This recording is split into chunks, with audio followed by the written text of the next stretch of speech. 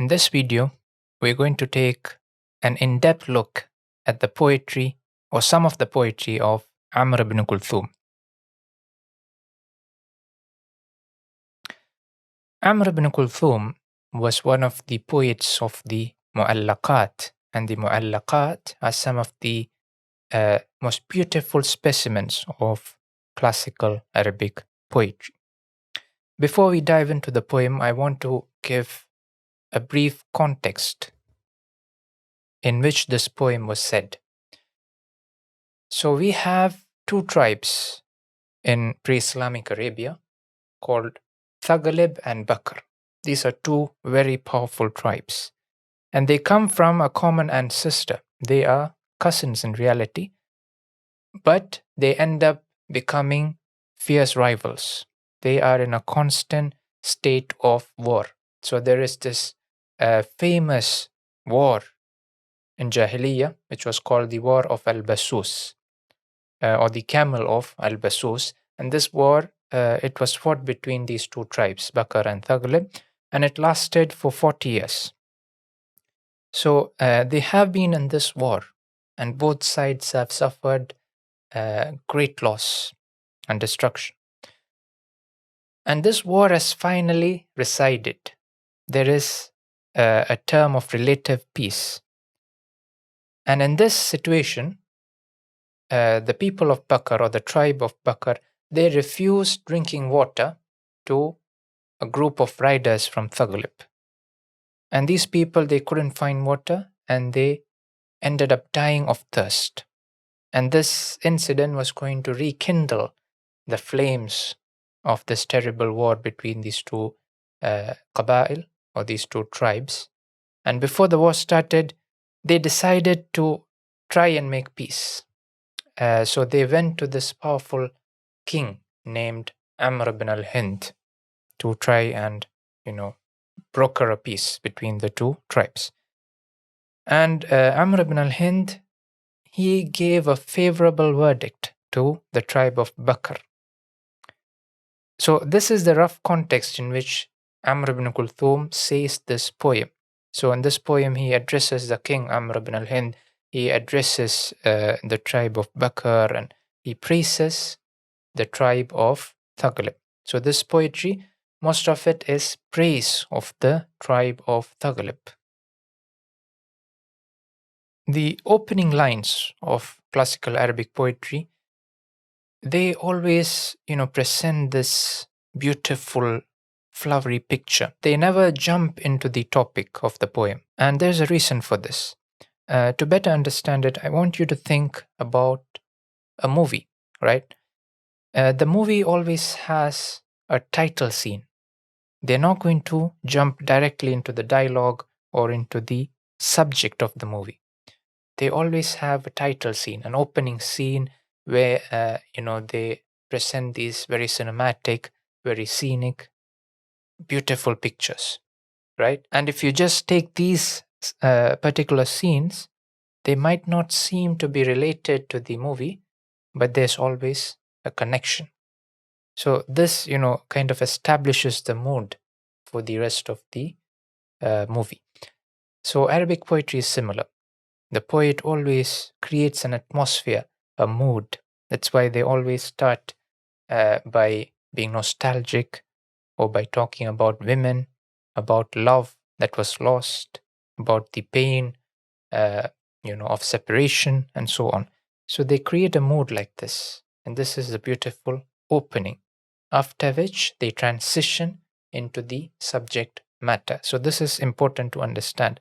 So don't think the beginning lines are disconnected from the rest. So Amr ibn Kulthum begins his Mu'allaqa, his poem, by saying, ألا حبي بسحنك فاسبحين ولا تبقي خمور الأنذرين. Awake, O girl. He addresses the girl who serves them wine, and he says, Awake, O girl, and bring us our morning drink. ولا تبقي خمور الأنذرين, and do not leave the wine from Andharin. So he wants to start his day. So imagine early morning, he wakes up and he asks for wine. And not any wine, the wine from Andarin. Andarin is a place in Syria which is known for its wine. And then he goes on to describe this wine of Andarin, and he says, مشعشعة كأن الحص فيها إذا ما الماء خالتها سخينة. It is musha'sha'a. So the Arabs, they have different names for different kinds of wine. Musha'sha'a is the wine which is mixed with water. كأن الحص فيها. It is as though it has been tinctured with saffron. There is saffron added to it because of its color. إذا ما الماء خالتها. If the water is mixed with it and we drink it, سخينة, we become generous. This is how good this wine is. It makes us generous. تجور بذي اللبانة أن هواه إذا ما ذاقها حتى يلينا. It causes the one with an urgent need, if he drinks it, to become amiable. He will forget all his worries and he will want to sit with his friends. ترى اللحز الشحيح إذا أمرت عليه لماله فيها مهينة. You will find the lahiz al-shahih. Lahiz is an uncharitable person, an uncharitable, terrible person. Al-shahih from shuh, meaning extreme avarice, an extreme miser. In the Quran, Allah says, وَمَنْ يُوقَ شُحَّ نَفْسِهِ فَأُولَٰئِكَ هُمُ الْمُفْلِحُونَ. Whoever is saved from the stinginess of his own self, then those are the successful ones. So shuh is extreme stinginess. You will find this uncharitable, stingy person as soon as this cup is passed to him. ترى اللحز الشحيح إذا أمرت عليه لماله فيها مهينة. He will start drinking from this bowl as though he has forgotten his stinginess, as though he doesn't care about his money. So this is the wine of Andarin. So this is the wine of Andarin. It even makes a stingy miser generous.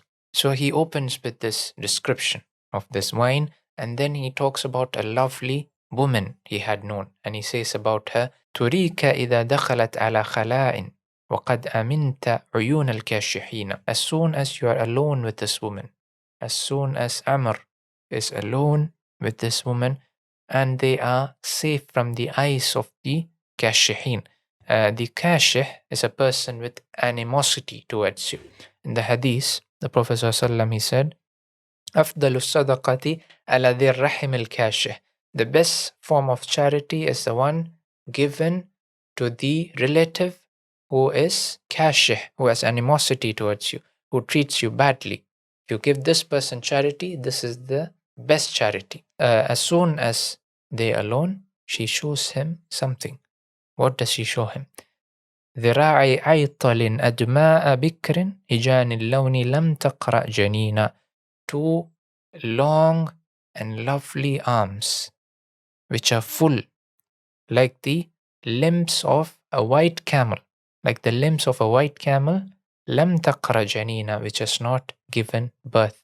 So a woman is likened to a camel, which is common in Arabic poetry. And then after this opening, he transitions into the subject of the poem, and he addresses the king, Amr ibn al-Hind, and he says, Aba Hindin. Aba Hind is his kunya. أبا هند فلا تعجل علينا وأنذرنا نخبرك اليقين. O father of Hind, do not be quick in giving judgment against us. Have patience with us and we will inform you with certainty. بأننا نريد الرايات بيضا ونصدرهن حمرا قد روينا. We take the white banners into the battle. We take the white banners into the battle, and we give them to drink, and we bring them back as red, and their thirst has been quenched, meaning they go into the battle and feed the banners with blood, so they turn red. This is the ferocity of the tribe of Thugalim on the battlefield. وأيام لنا غر طوال أعسينا الملك فيها الندينا. And many a days of prosperity have we had. غر طوال. غر from غرة, which is the white patch on the forehead of a horse. So ghur means white, and here he refers to prosperous days, right? The Prophet ﷺ, he said in a hadith, إن أمتي يأتون يوم القيامة غرا محجلين من أثر الوضوء. My nation will come on the day of judgment غرا, with white faces and white limbs, محجلين, white limbs, from the marks of wudu, from the effect of ablution. So ghur means white. Here it refers to glorious days. عصينا الملك فيها, in which we have disobeyed the king and refused to submit to him. والسيد معشر قد توجوه بتاج الملك يحمي المحجرين. And many a chief who has been appointed by his people and given the crown of authority to protect the muhjareen, to protect those in need. تركنا الخيل عاكفة عليه مقلدة أعنتها سفونا. Have we left lying on the ground with the horses standing next to him with its bridles on its necks. Sufunan, it is standing on 3 limbs with the 4th hoof bent. So this horse is standing beside this dead chief in a relaxed way. They have left the horses and gone to take the ghanaim, the booties or the spoils of war. كأن جماجم الأبطال فيها وسوق بأماعز يرتمين. In the battlefield, the skulls of the warriors, they resemble the wusuq. The wusuq is the load carried by a camel. In the hadith, ليس فيما دون 5 أوسق من التمر صدقة. There is no sadaqah or there is no zakat due on a quantity lesser than 5 awsuq, 5 loads of tamr, 5 loads carried by a camel. So this is the usuq or awsuq. So he says, coming back to the bayt, he says the skulls of the warriors, they resemble the loads of a camel, بِأَمَائِزِ يَرْتَمِينَ, falling down on a rocky tract or a rocky ground. Why does he say rocky ground? Because if something falls on the sand of the desert, doesn't make a sound. But he wants to say the bales of the camel, the load of the camel, it is falling down with a thud, making a thud.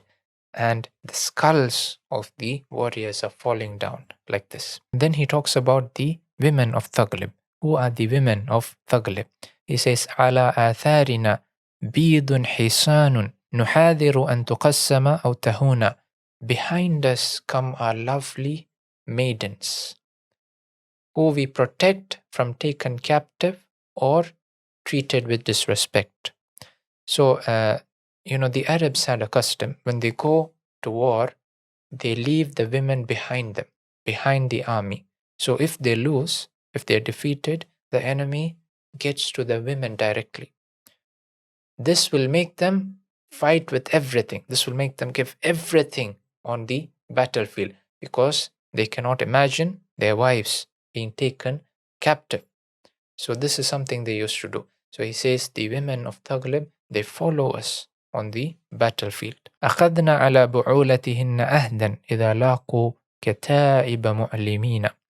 They have taken a promise, they have exacted a promise from their husbands that if they meet the legions who are distinguished by their marks, لَيَسْتَلِبُنَّ أَفْرَاسًا وَبِيضًا وَأَسْرَى فِي الْحَدِيدِ مُقَرَّنِينَ. They will bring back spoils of coats of mail and swords and captives led in chains.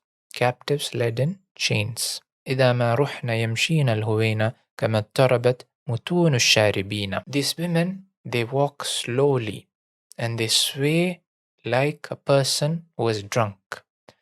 So on the battlefield, they are not afraid.